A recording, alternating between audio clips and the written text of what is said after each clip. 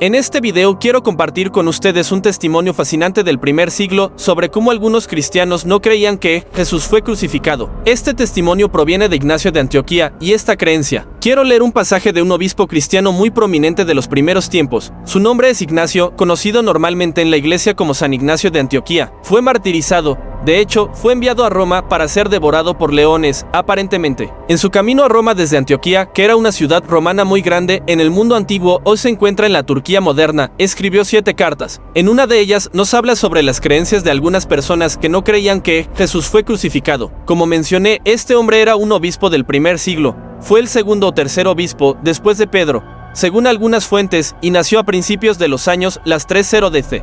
Alrededor de la época en que Jesús dejó la escena, su vida se superpuso incluso con algunos de los discípulos de Jesús, como su hermano Santiago, por ejemplo, quien era el líder de la iglesia en Jerusalén. Volveremos a él en un momento. Mientras tanto, vayamos a la carta que mencioné, encontrada en este libro, Escritos Cristianos Primitivos, publicado por Penguin Classics. Una de las cartas se llama Carta a los Magnesios. En la sección 9, leo el pasaje y luego trataré de explicarlo un poco porque no siempre es muy claro para los oídos modernos lo que podría estar diciendo. Hemos visto cómo los antiguos adherentes de las costumbres antiguas han alcanzado una nueva esperanza. Está hablando de personas que seguían el judaísmo y se están convirtiendo al cristianismo, de modo que han dejado de guardar el sábado. Así que estas buenas personas han dejado de guardar el sábado y ahora ordenan sus vidas según el día del Señor. Ahora, el día del Señor en el calendario cristiano, por supuesto, es el domingo en lugar del sábado, así que cambiaron del calendario judío al cristiano. El día en que la vida amaneció por primera vez para nosotros, gracias a él, refiriéndose a Jesús y su muerte. Esa muerte, aunque Ignacio dice aunque algunos la nieguen, es el mismo misterio que nos ha movido a convertirnos en creyentes. Esa pequeña frase, aunque algunos la nieguen, indica que está al tanto de personas que se llaman cristianos en el primer siglo y que niegan que Jesús murió en una cruz. Y, como mencioné, esta es una creencia que se encuentra en el Islam y en el Corán. Así que este es un testimonio notable del primer siglo de un creyente cristiano prominente sobre otros cristianos que no estaban de acuerdo con Ignacio.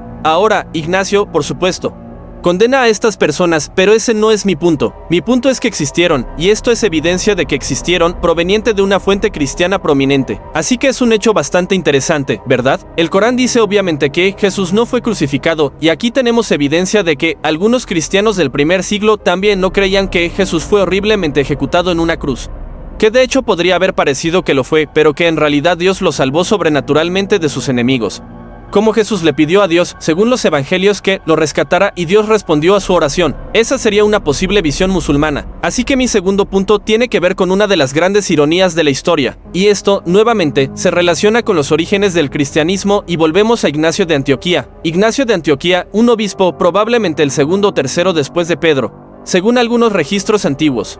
Un personaje muy conocido que aún se recuerda en la liturgia de la iglesia hoy en día, en la iglesia ortodoxa, la iglesia católica y así sucesivamente. Él dice algo muy interesante en la misma carta. Esta es la carta de Ignacio a los Magnesios, en la sección número 10, como se llama en este libro. Y voy a leer lo que dice y luego voy a explicar por qué creo que es una de las grandes ironías de la historia mundial. Él dice a las personas a las que está escribiendo: profesarse a Jesucristo mientras se continúan siguiendo las costumbres judías es una absurdidad. Dice, la fe cristiana no mira al judaísmo, sino que el judaísmo mira al cristianismo, en el cual cada otra raza y lengua que confiesa su creencia en Dios ahora ha sido comprendida. Lo que quiero destacar aquí es este claro sentido de que, para Ignacio, ser cristiano significa no seguir el judaísmo. De hecho, hacerlo es una absurdidad. La fe cristiana no mira al judaísmo. ¿Por qué es esto irónico? Creo que esta es una gran ironía, una de las mayores ironías de la historia mundial. Como digo, ¿por qué? Porque Jesús mismo, incluso según los evangelios cristianos, y aquí tengo mi Biblia, la nueva versión estándar revisada,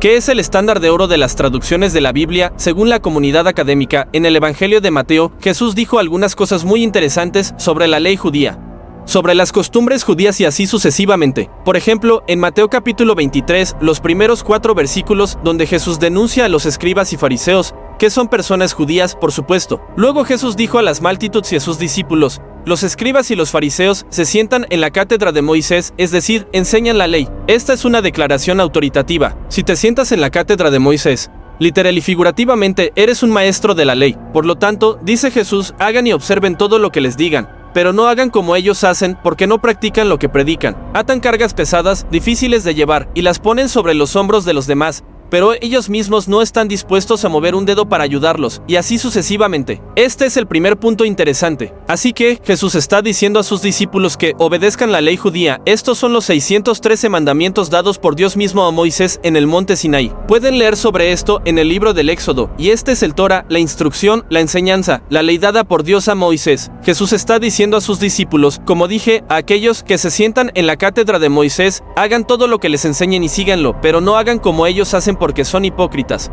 Básicamente, primer punto de evidencia. En segundo lugar, en el mismo capítulo, versículo 23, hay de ustedes, escribas y fariseos, hipócritas, porque diezman la menta, el eneldo y el comino, y han descuidado los asuntos más importantes de la ley: la justicia, la misericordia y la fe. Estas cosas debían haber hecho, sin descuidar aquellas, así que deben establecer sus prioridades correctamente. Deben practicar la ley, los asuntos más importantes de la ley, la justicia, la misericordia y la fe, pero no descuiden los otros asuntos de la ley. Así que la ley debe ser obedecida. Esto no está siendo abrogado. Y de hecho, en el Sermón de la Montaña, en Mateo capítulo 5, versículo 17, Jesús dice a sus discípulos, no piensen que he venido para abolir la ley o los profetas, no he venido para abolir, sino para cumplir, porque de cierto les digo que hasta que pasen el cielo y la tierra, ni una jota ni una tilde pasarán de la ley hasta que todo se haya cumplido. Entonces, la ley aún debe ser seguida, aunque interpretada de la manera en que Jesús lo hizo, con un énfasis renovado en la misericordia y el amor y la fe, el amor al prójimo y así sucesivamente.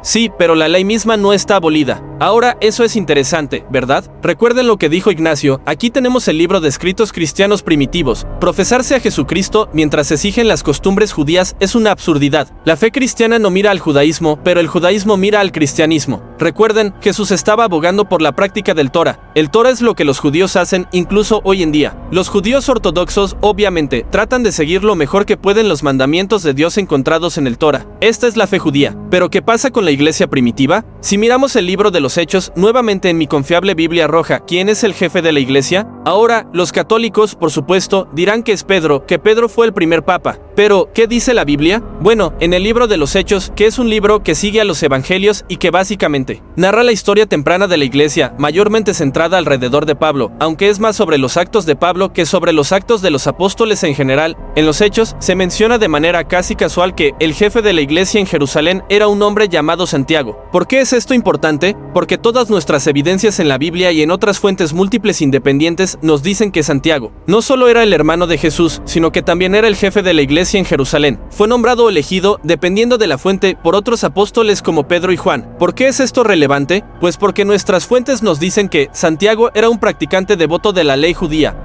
No solo como Pablo, quien tenía diferentes opiniones sobre la ley, sino que la cumplía y la practicaba. Por ejemplo, en Hechos 21 hay una historia en la que Pablo visita a Santiago en Jerusalén. Dice en el versículo 18, al día siguiente, Pablo fue con nosotros a ver a Santiago. Se hallaban presentes todos los ancianos. Entonces, Santiago y los ancianos dijeron a Pablo, ya ves, hermano, ¿cuántos millares de judíos hay que han creído? Y todos son celosos por la ley. Así que estas personas que estaban entrando a la iglesia, al movimiento de Jesús, eran conocidos por su celo por la Torá. Esto es después de que Jesús había dejado la escena en la iglesia temprana. Lo interesante aquí es que Pablo ha sido acusado por algunos de enseñar a la gente que abandonen la ley de Moisés. En el versículo 21, Santiago dice, pero se les ha informado acerca de ti, que enseñas a todos los judíos que están entre los gentiles a apartarse de Moisés, diciéndoles que no circunciden a sus hijos ni observen las costumbres. Santiago le sugiere a Pablo, haz esto que te decimos. Hay entre nosotros 4 hombres que tienen votos sobre sí. Tómalos contigo, purifícate con ellos y paga sus gastos para que se rapen la cabeza.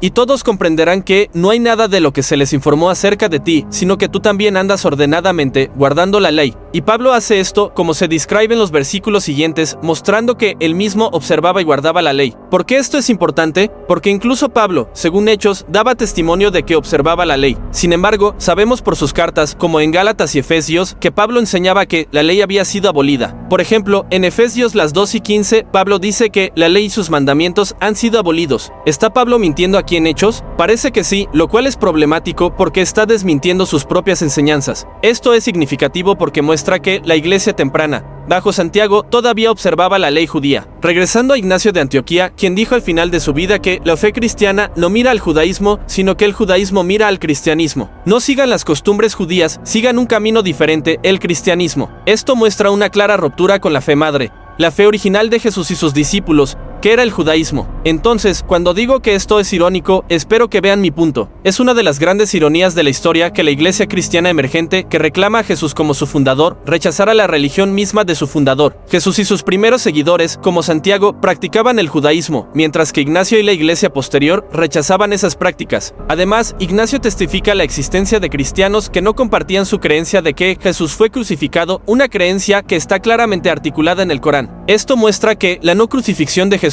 no es una invención islámica del siglo VI, sino una creencia que existía entre algunos cristianos del primer siglo. Entonces, este es el final de mi video sobre la mayor ironía de la historia religiosa y un testimonio del primer siglo de un miembro de la iglesia trinitaria emergente sobre la no crucifixión de Jesús. Una creencia que se encuentra en el Corán. Hasta la próxima.